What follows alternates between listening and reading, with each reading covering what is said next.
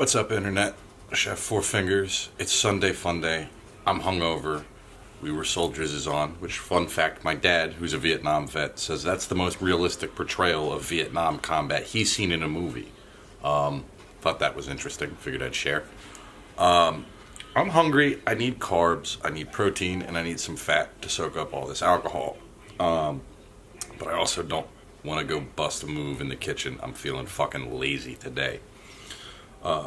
So I'm going to show you one of my favorite recipes of all time. I picked this one up in a restaurant I was working at like 10 years ago, and it is super simple, easy, quick, and I think it's going to blow your mind. So let's do it. Okay, before we start the Cajun Penne Pasta, I'm going to teach you all how to boil noodles, which I'm sure a lot of you think you already know how to do. I'm just going to show you a couple of quick secrets and tricks that I learned in the food industry. First things first, portioning, so that, you know, those of us that cook for ourselves a lot don't make a metric fuck ton of noodles. The easiest way to do that is to simply take the dish you're going to eat out of, figure out what your portion size is, and that's how many noodles I need. Go a little less because these things are going to grow and expand, and of course we're going to be adding a bunch of shit to it, so there's going to be a little bit of overage, but that's a pretty good measurement, and you don't end up boiling all of your noodles and going, alright, what the fuck am I doing with these for 3 days? The other big secret is however much water you add in your pan, add an extra cup. However much you think you need more. The reason being is as you cook your pasta, starch is going to bleed out of it, which gets rid of that gummy kind of slimy texture. And if you don't have enough water in the pan and the pan's crowded, or the pot is crowded, that starch doesn't have anywhere to go. It's not going to get away from the noodles. So even when you strain and go to throw your noodles together, they still might have some of that starchy slime on them. So adding extra water does nothing. It takes an extra extra minute or two to get up to boil, but other than that, that's going to come out with a better noodle. Al dente is really simple. I'm going to show you guys how to do that, but of course, first things first, let's get the grill hot. Grill, stove, whatever. I told you, I'm hungover. Alright, and while that boils, I'm going to teach you all some milk science.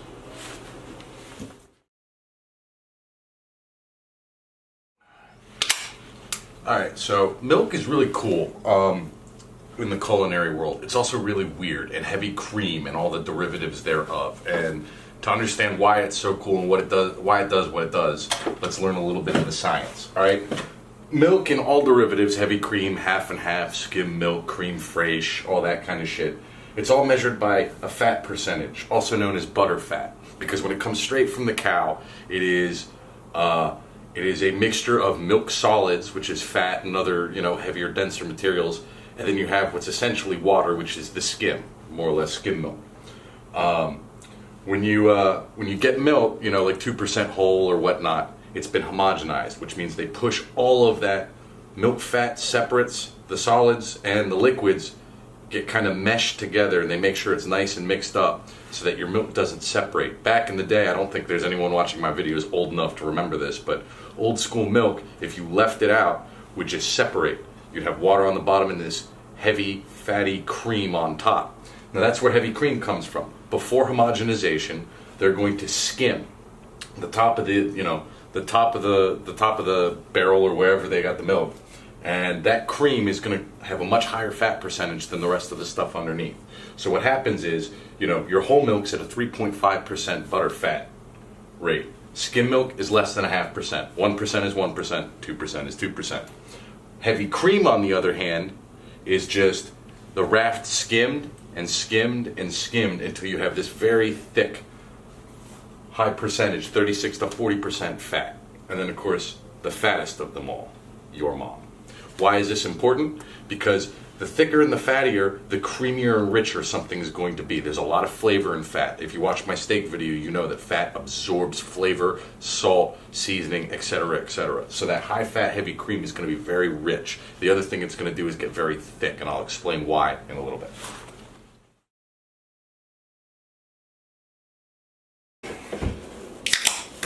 Now, another secret you might not know about pasta. Now, if you read the instructions on the box, they're going to say serve immediately.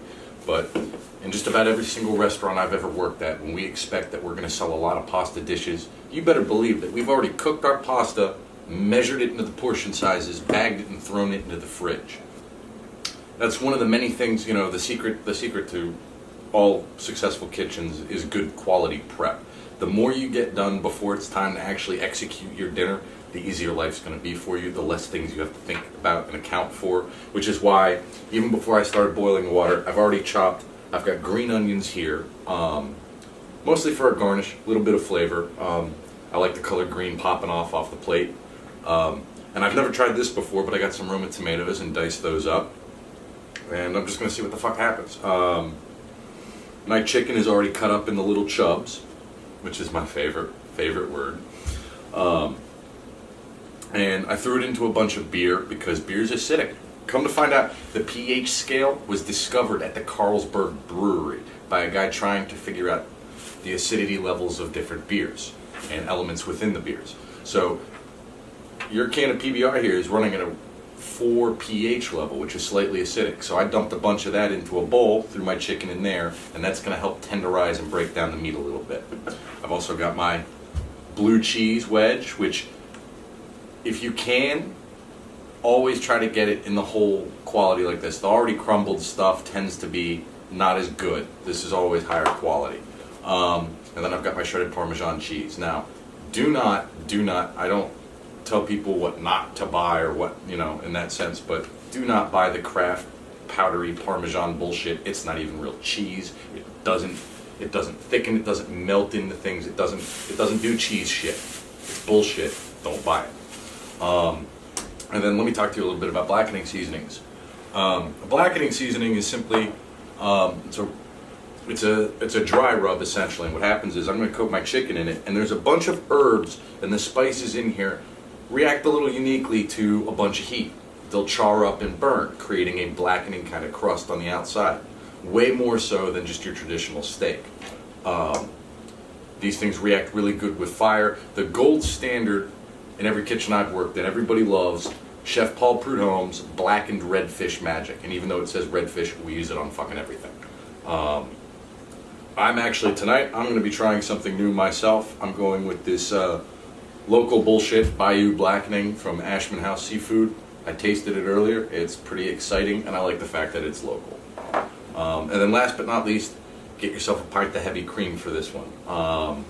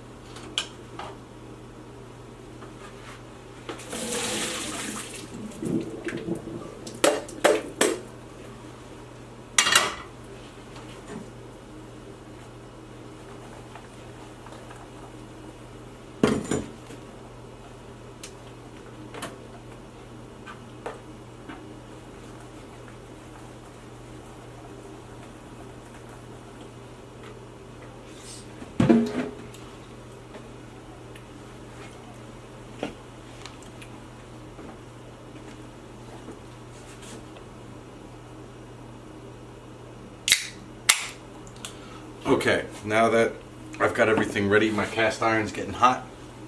I'm going to go ahead, I'm going to drain the chicken out of the beer that I've been letting it soak in, and I'm going to get the dry rub going, the blackening seasoning.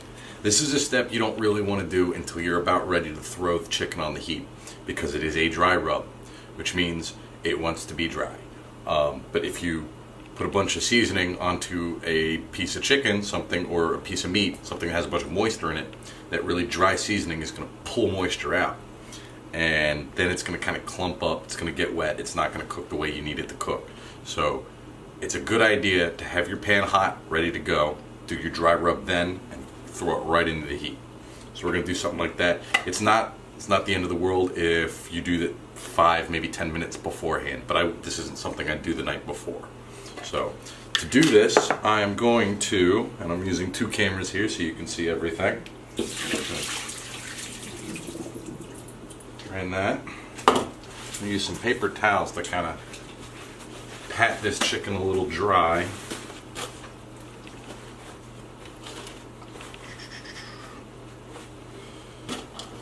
Toss it all in the paper towel.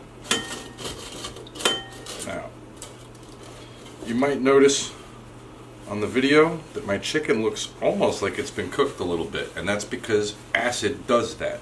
Acidic things will cause a chemical reaction that actually breaks down and cooks, quote unquote, your protein. That's how ceviche works. Ceviche is that seafood dish that's literally cooked in lime juices and stuff because it's super acidic. Pretty neat science. There's a lot of interesting science in the food world. Make sure this is nice and dry. I'm going to dump these back in. Now it's time to use the dry rub. Now, this is the only part that kind of sucks. You have to use a lot of dry rub to get this done. So I'm just going to go ahead and do a nice liberal toss. You want every little piece of the chicken coated with some of this awesome blackening seasoning. It smells so fucking good. Do a little bit more.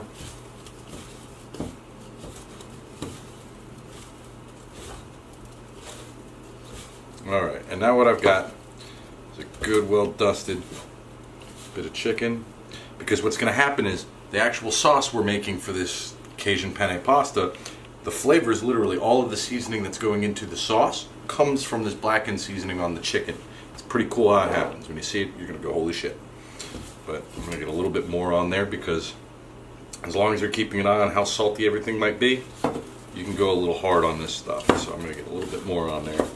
A little extra dusty. Alright. And of course, on chicken breast, which is a much more complicated thing to cook than you think, there's a tiny little sliver of like fat and gristle that you kind of sometimes have to separate if your butcher hasn't taken care of it for you.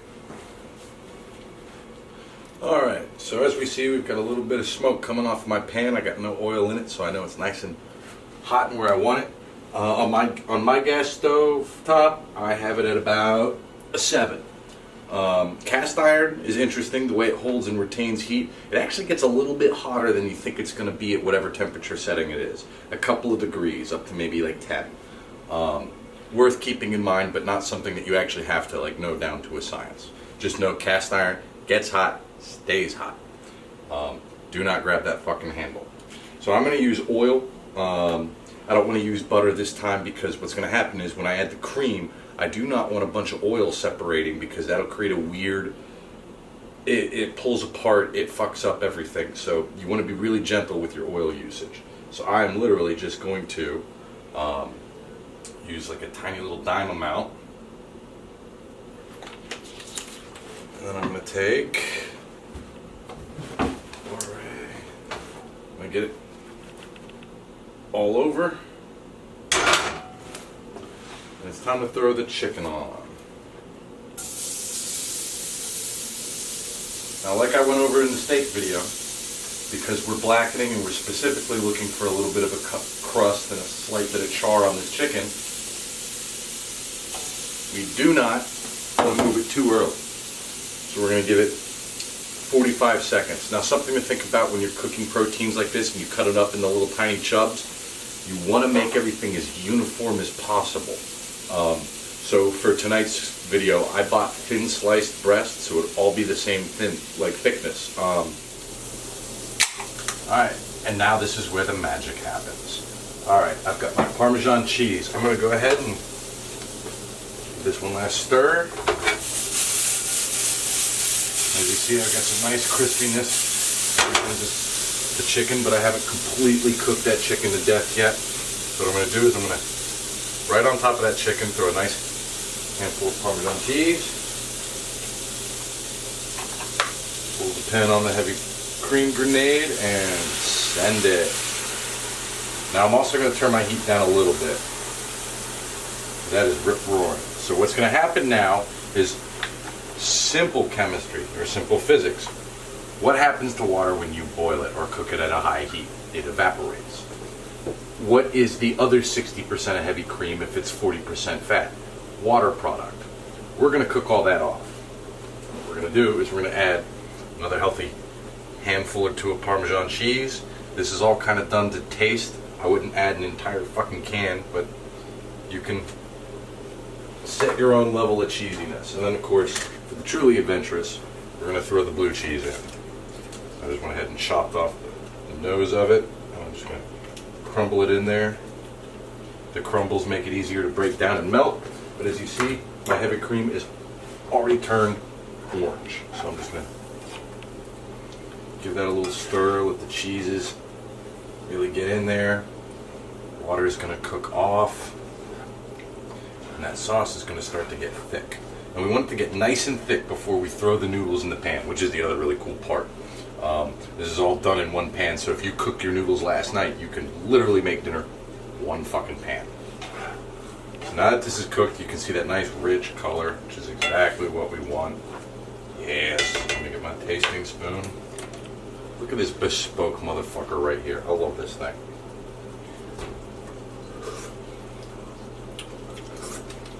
Oh yeah. Oh yeah. In fact, that's a lot of flavor. I can cut that a little bit, get a little bit more sauce. But it's going to continue to sit there and cook for a minute. The chicken is still cooking, getting up to a better temperature. The internal temperature for chicken is like 165, 160. If you go a few degrees over, for the most part, it's not the end of the world, especially in a dish like this. Now, some of us like really spicy. If you want to kick it up a notch and get really Cajun, crushed red pepper will do it. I wouldn't do paprika or cayenne or anything like that. That starts to change the flavor of the dish. And we're going to want it right where it is. And now, like I said, blue cheese is an optional add to this. You can omit it if you want.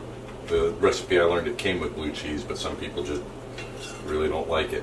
You're only adding a little bit of blue cheese, not a lot, unless you like that funk. I'm all about that funk, so I'm not afraid of no blue cheese. Last but not least, now it's time to throw in some pasta.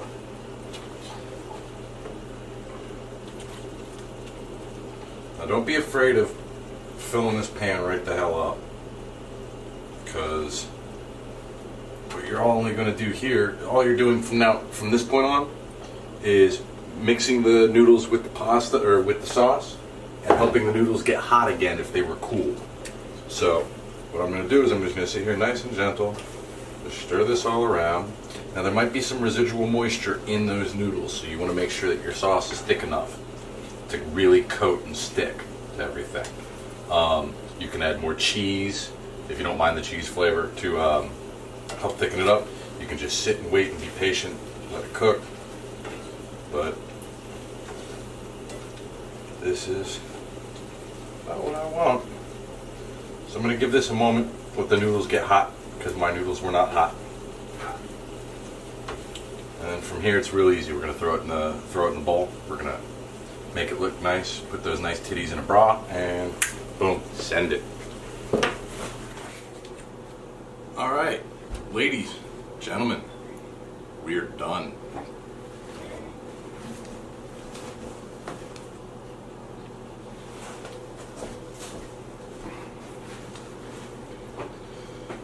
Ladies, gentlemen, we are here finished. This thing is ready to eat. Now, because this dish is so easy, takes so little time, and unless you're hungover and shooting a video teaching people how to do it, it should be really fucking easy cleanup.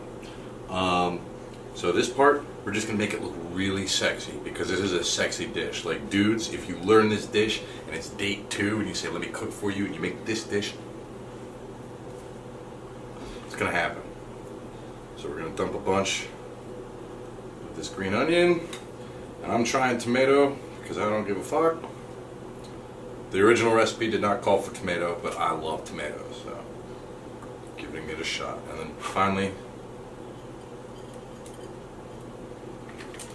and a little bit more blue cheese, lightly crumbled on there, and that's it. I mean, and there it is. That's the close-up. Oh, I think my mouth just got pregnant. I don't know how to make it easier than that. Feel free to play with this, you know, try throwing some basil leaves in it. I've never done that. You can use chorizo and andouille sausage. I've made this dish with shrimp before. It's pretty good that way too. But yeah, let me know what you guys think. Anything that you see that I could be doing better in the comment, you know, leave me a comment or something, let me know. If I'm doing something particularly well that you like, let me know what that is too, so I can make sure the next video is more of that shit. This is Chef Four Fingers, forgetting something. Right. Chef Four Fingers, signing off.